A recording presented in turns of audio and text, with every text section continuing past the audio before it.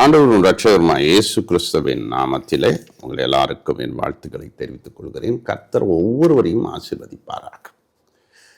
லூக்கா 2ஆம் அதிகாரத்தில் 52வது வசனம், இயேசுவானவர் ஞானத்திலும் வளர்ச்சியிலும் தேவ கிருபையிலும் மனுஷர் தயவிலும் அதிகமாய் விருத்தி அடைத்தார். இது இயேசு கிறிஸ்துவை குறித்து அழகாக எழுதப்பட்டிருக்கிறது. ஒரு பக்கம் அவருக்குள் ஞானம் இருந்தது, மறுபக்கம் கிருபை இருந்தது, மூணாவது மனுஷ தயவு இருந்தது. எல்லாவற்றிலும் அவர் விருத்தி அடைகிறவர், இன்க்ரீஸ். இந்த ஞானம் எங்கிருந்து வந்தது என்று கேட்டார்கள். சிறு வயதிலே 12 வயதிலே அவர் போதிக்கிறவராய் பிரசங்கிக்கிறவராய் இருந்தார். இன்றைக்கு உலக ஞானம் நிறைய பிள்ளைகளுக்கு இருக்கிறது. 12 வயதிலே இன்னைக்கு நிறைய பிள்ளைங்க இன்னசென்ட்டாக தான் இருக்காங்க, ஒரு வசனம் தெரியாது.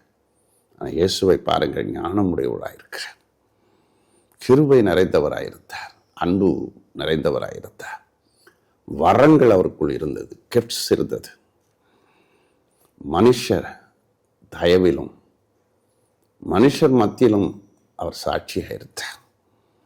தயவு இருந்தது. மனுஷர் கண்களிலும் நமக்கு தயவு கிடைப்பது. ஆண்டவர் எல்லாவற்றிலும் அவர் கிருபை நிறைந்தவராய் இருந்தார். இயேசுவை போல அனுதினமும் நாம் வளரணும். அவரை தான் நம்ம ஃபாலோ பண்ணணும்.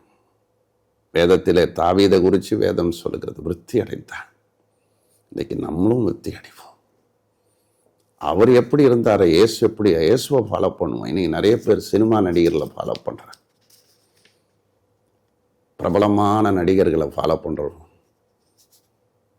பிரபலமான அரசியல்வாதிகளை ஃபாலோ பண்ணுறேன். நம்ம ஃபாலோ ஜீசஸ் தான். அவர் தான் ரோல் மாடல். அவரை போல வாழுவோம், அவரை போல ஜீவிப்போம், அவரை போல நடப்போம், அவரை போல வாழ்வோம். ஏன்னா அப்படி மாற்றும் என்று கேட்கும்போது கண்டிப்பாக தருவார். கர்த்தர் ஒவ்வொருவரையும் ஆசீர்வதிப்பாராக. ஆமென், ஆமென், ஆமென்.